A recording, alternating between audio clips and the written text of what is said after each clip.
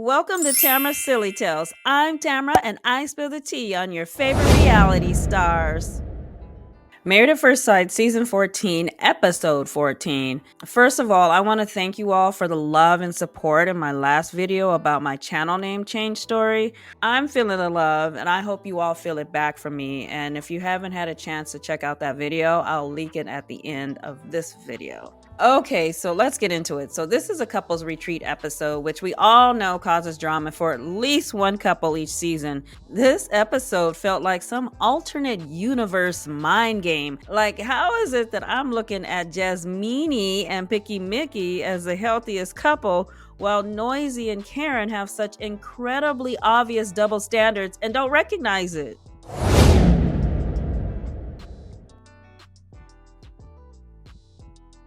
So Noisy and Steve are packing for the retreat. Noisy says that she's sad that her dog Sushi is not with them and was sad to say goodbye to him, and people on Instagram thought he was dying. Steve says, gotta be careful what you post on social media, people can get the wrong idea. I see what you did there, Steve. That statement became his theme song throughout this episode. Her social media is all he wanted to talk about. So they're in the car on the way to Vermont for the retreat, and Noisy says she feels like they are closer after their conversation about finances. Steve agrees, but says they need to resolve the issue of Noisy putting their business on social media. I mean, how is this even a discussion? Noisy, social media is not the place to air your grievances with your husband, unless you're leaving him. Now, in that case, let the games begin. So they get into a tiff over it. That post was not about you. You literally said it was about me. It's not about you. Of course people are gonna think it was about me. I have other relationships outside of you. Okay, then who was it about then? We can go back and forth, but it's still not about you. Don't be a finger fighter, someone who talks crap on social media about a person, but when you see that same person in real life, you smile in their face and pretend like you didn't say what you said. Steve says, this is something that is hurting our marriage and it's hurting me. It's a problem. Okay. Her attitude about this is so bratty and stubborn. I refuse to believe that she really thinks it's okay to talk crap about her marriage on Instagram. After they arrive to the retreat, to the confessional cam, Noisy says that she's going to pretend like everything is okay so they can enjoy the retreat because she's not there to fight. Oh, yes, you are. That's exactly why production piled all of you into one house instead of hotel rooms. They want to see fireworks. So just as Mr. I Want a Traditional Wife let Katina plan their 30th anniversary, Katina is driving them to the retreat while Mr. Traditional sits shotgun in the passenger seat chilling. Okay, I'm trying not to judge you, Tootie, but I guess I am.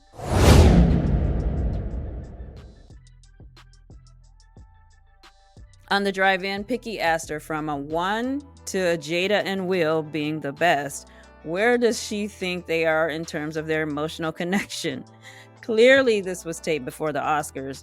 Even so, that's not a couple to aspire to be like. Just do you, boo. Jasmini said she thinks they're at a 5 and she doesn't need to be at a 10 to say yes on decision day, though. Now, Mark and Karen are in the car, and Karen points out an exit and says, Daskin Road, my first boyfriend lived off that exit. Of course he did. You've had boyfriends off every single highway exit we drive by. Sounds like some commitment issues here. Now, let's keep in mind that she found that very funny and was laughing like a hyena. Tootie explains to the confessional cam that the guys are cooking. He said Steve, Mark, and Picky all claim to be good cooks, but Jasmini said she was served some raw shrimp one time, so he's not betting on Picky. How about you, Mr. Cook for Me? Can you cook? All the guys are in the kitchen cooking, and he's sitting on a bar stool not helping. Tootie, you are a special kind of wonderful, and I don't mean wonderful. So they all chat about their relationship. This show needs to come up with more ideas for them to talk about instead of their conflicts all the time, because it's becoming painfully repetitive. So Mark says that he and Karen had a good week, but they are so hot and cold that it's hard to know what to do on decision day.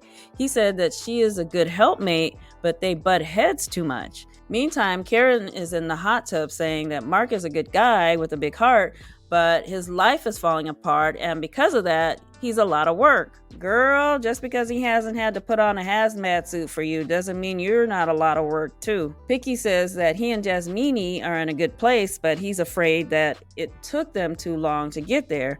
They lost a month with their shenanigans, and now he's not sure if they have enough time to get to where they need to be emotionally to say yes on decision day. Then Jasmine said they've come a long way, but she's nervous that she won't have feelings for him when decision day rolls around because she only has 2 weeks to develop feelings for him. I am happy to see they have come to a place where Jasmine can have a conversation with him without rolling her eyes so far back in her head that she almost passes out.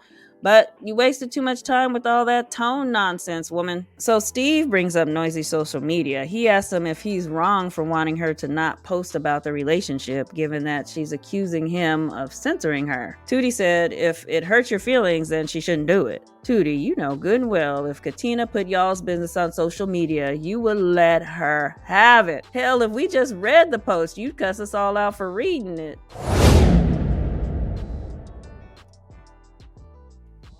They sit down for a group dinner, and to the confessional cam, Picky says that he and the guys were supposed to cook dinner, but honestly, Steve did most of the cooking. Since he doesn't have a job, even the guys are making Steve do all the cooking. Steve, at this point, having a job is less work. Jasmine noticed that Mark didn't have any pasta on his plate, and Tootie was like, "You've been getting trim. I've been watching you." Probably because his wife started limiting his salt intake. He told me he hasn't been this fit since his 20s. I said, "Man, your wife is the best thing that ever happened to you, boo." Or could it be that he's burning calories chasing you off the roof with your buddy Tootie? Katina asks, who needed this couple's retreat? Do you think it's gonna help with your marriage, with bonding? And Karen chimes in, "One of you will not be leaving this weekend."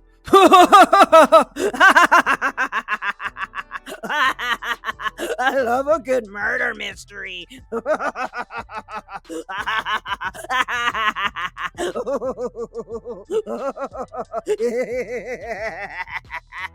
To the confessional cam, Noisy said that Karen is quirky and funny and loud. Like, it's a lot.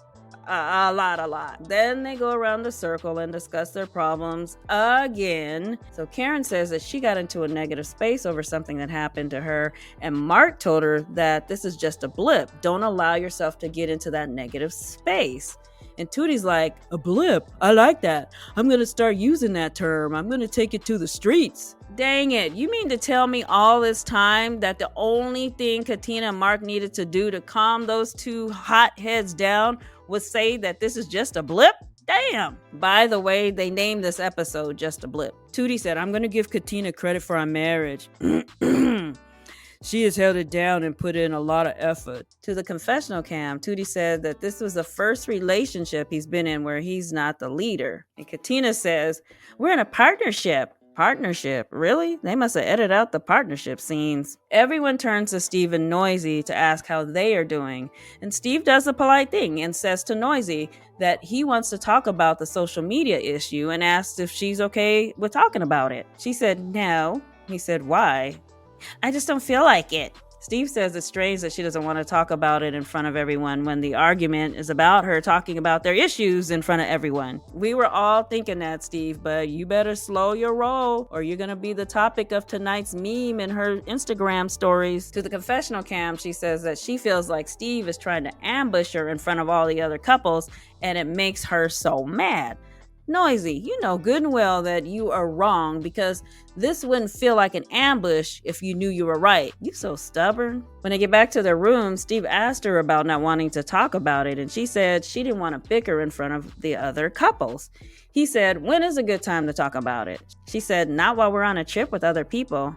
Noisy, you are literally annoyed about the same thing he is. He feels it's never a good time to discuss y'all's business in public, and you feel it's never a good time to discuss your business in front of people. Newsflash, the people are the public.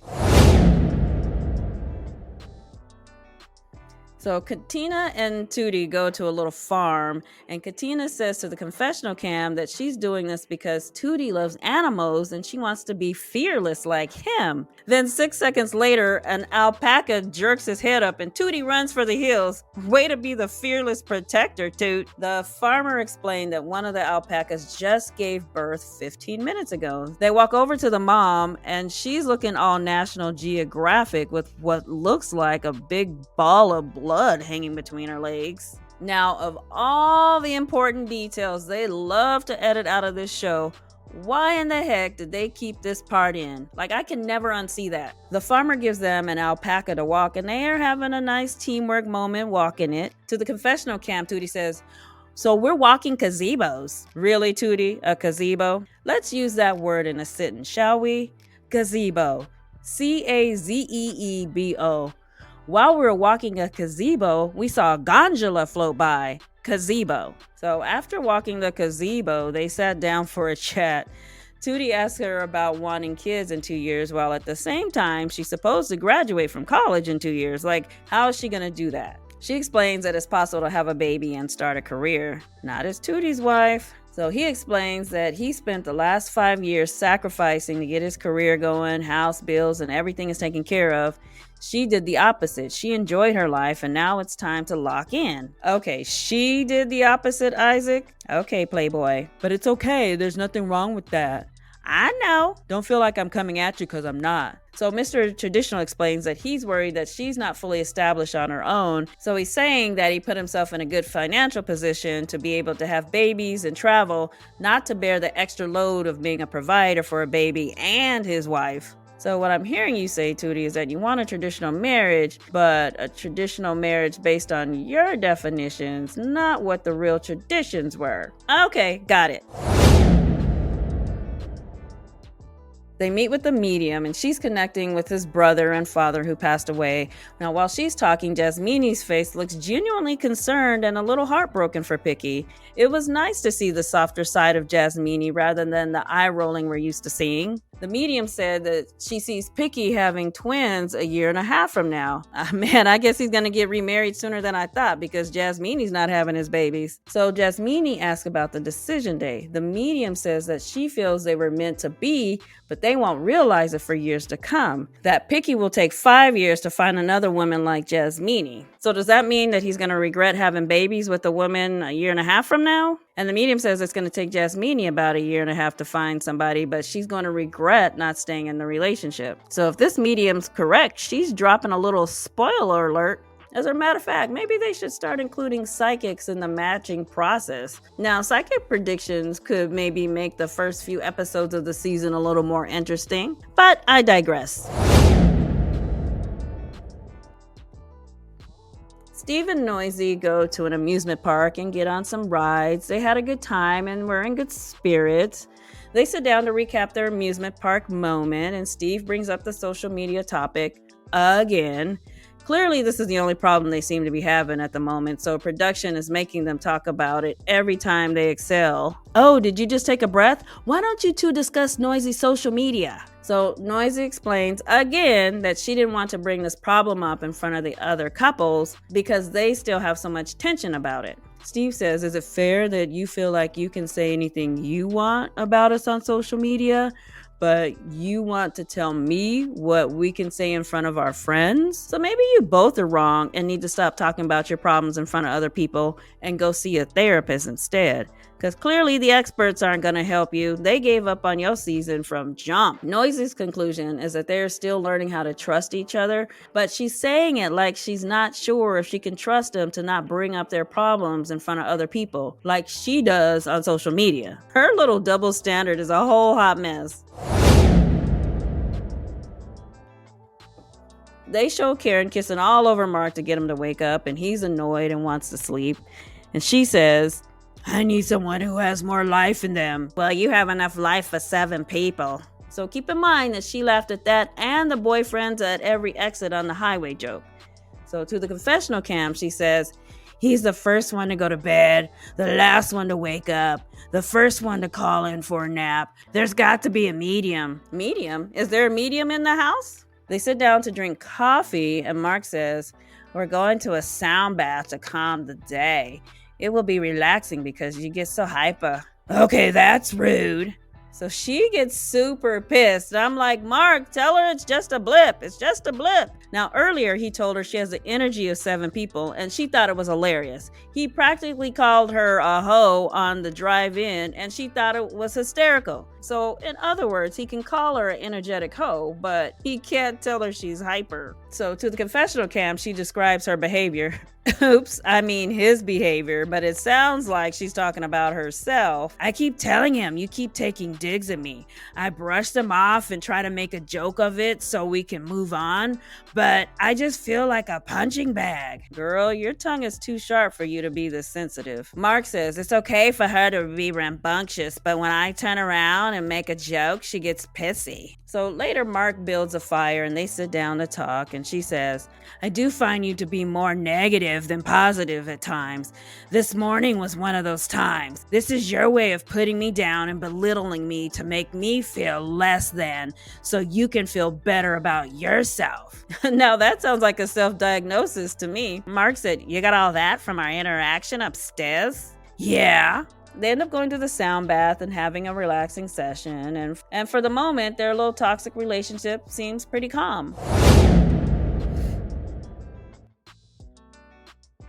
Jasmina and Picky walk out wearing their couples t-shirts, which was very cute to see them like that. And they're in charge of the games, and they split everyone up into 2 teams, the Undertakers and the Gravediggers. Karen and Mark seem to be in better spirits now, and Karen is back to being the jokester at Mark's expense. So let's keep track of the digs she makes at Mark that weren't edited out, that is. So they played a bunch of high school games, flip cup, kickball, dodgeball. To the confessional cam, Karen says to Mark, watching you flipping a cup is like watching a man eat a dick.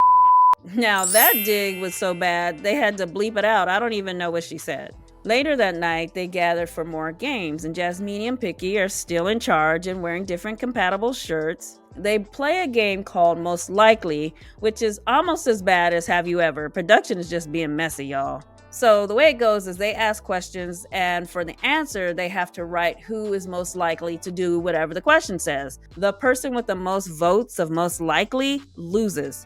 So here are the questions. Who is most likely to have cosmetic surgery? Noisy appeared to be the one with most of the votes, and she even voted for herself. Who is most likely to be the best liar in the group? Multiple people voted for Jasmina, including her. Girl, you've been lying about wanting to participate on this show with Picky all season. We see you. Who was most likely to spend money on their partner? Karen voted for herself, and when she saw that Mark voted for himself, she said, yo, is this a joke? Who was most likely to be a stay-at-home parent? Noisy chose herself. Now that she knows Steve has a couple of dollars in the bank, she's ready to quit her job in a year? Because that's when she said she wants babies. Karen asked, are you okay with being a 1-income family? Because I'm a 2-income family kind of bitch. Yeah, if Steve makes enough money for that. To the confessional cam, Karen says, a jobless husband and a stay-at-home mom? Good luck with that. So Karen chooses Mark because someone has to bring home the bacon and someone has to cook it. So I'm making it and he's cooking it. Who is most likely to lie to their friends about their sex lives and their relationship? I immediately voted for Tootie because I just know they gotta be having sex and lying about it. Sure enough, he voted for himself. I'm telling you, I think I'm right. Mark wrote down Karen's name, and Jasmina asked, why did you write Karen? And Karen chimes in, because I tell him he's good. To the confessional camp, she says, my husband is very selfish in bed. That's not the way to do it. We can find a way to improve it. The next question, who is most likely to start a fight? Everybody voted for Karen. Karen asked Jasmina why she voted for her. Unself-aware party of one, your table is ready. Jasmina said because she knows of fights that have happened because of things she said. And Steve says, so does that mean you started the fight on the airplane? And Katina and Tootie looked and said, yeah. So in the end, Karen won the game by being the one whose name was voted the most. She was not happy. I don't give a what you think of me. I love me and I sleep great at night and I wake up refreshed and I got God in my heart. I'm rising to the top. Y'all take note. I don't give a what y'all think. Then why are you so mad? It's just a blip. After the game, Karen approaches Mark mad and seemingly tipsy. To the confessional camp, Picky says he doesn't know what happened between Mark and Karen. He turned around and all of a sudden they're fighting, but it's on brand for them, so it's not surprising. He goes to check on Mark, and Mark tells a story of why she's mad. He was outside building a fire with some kerosene that was hers, and she was pissed that he used some of it. These are boundaries and you cross boundaries, she said. So Mark looks up and Karen is coming down the stairs, but Tootie grabs her and whispers, let's go outside, let's go outside. She says, I'm gonna drive home now. Let's go outside, let's go outside. Child, somebody please take her car keys. So meantime, Picky explains that it's not about the kerosene and he needs to go and talk to her to find out what is really going on. I think Picky's wrong though. It was about the kerosene because she feels like Mark can't tie his shoes without her in her supply cabinet. So Mark goes to talk to her and she's crying, and Mark asked her why she's crying. I was talking with O, and we were talking about the game, and he said I could see how everything you said hurt him. I said, oh, I've tried to say what I've wanted to the nicest and kindest way, but it goes unheard. I didn't get everything I wanted. I still have to grieve that loss. I don't know how to honor him and still honor me. Okay, rambling Rita, have another swig or ripple. To the confessional cam, Mark says, I have no clue what Karen's trying to say. I have no clue. Like I have to give to you. Since I've known you, pieces of your life have been falling apart. That's kind of a dig.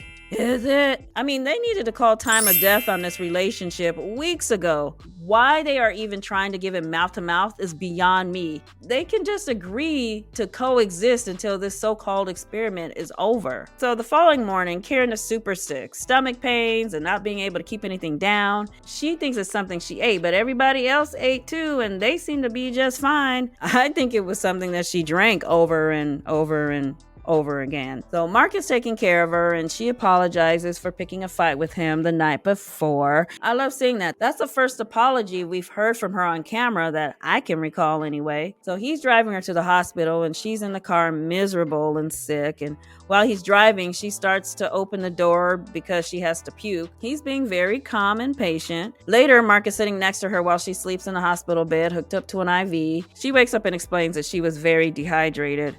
Meantime, the rest gather around and eat breakfast that Jasmina cooked. It looked like Noisy was wearing the leopard print outfit that Steve bought her for their 1-month anniversary, and perhaps he was wearing the shirt he talked about purchasing to match hers. Then they go around the circle and talk about where they're at in their relationships again, and Jasmina asks Noisy and Steve if they feel pressure to say yes on decision day since they are looked at as being the paradise couple. Noisy said they still have to work on their trust, and Steve agreed and said there are different levels of trust. Like, he trusts her not to run off in the middle of the night with all of his stuff, but he's still working on feeling that he can trust her with his emotions and his secrets. Only time will tell, he says. And Noisy gives him a little side eye and says, interesting. Girl, you're the one that brought up the trust issues. Now, why are you mad that he agrees with you, Mrs. Instagram? When Picky talked about his medium experience and how supportive Jasmina was, she was very emotional. She said she just didn't want him to feel like he had to do anything he didn't want to do. That seemed to be the theme for her with him regarding the medium. I wonder if he's expressed a little anger about doing things on camera that he didn't want to do with her in the past. Main thing that comes to mind is that silly workout she created and she got him to open up to the point of tears and didn't give him a hug. I wonder if that bothered him, or maybe I'm just reading too much into it.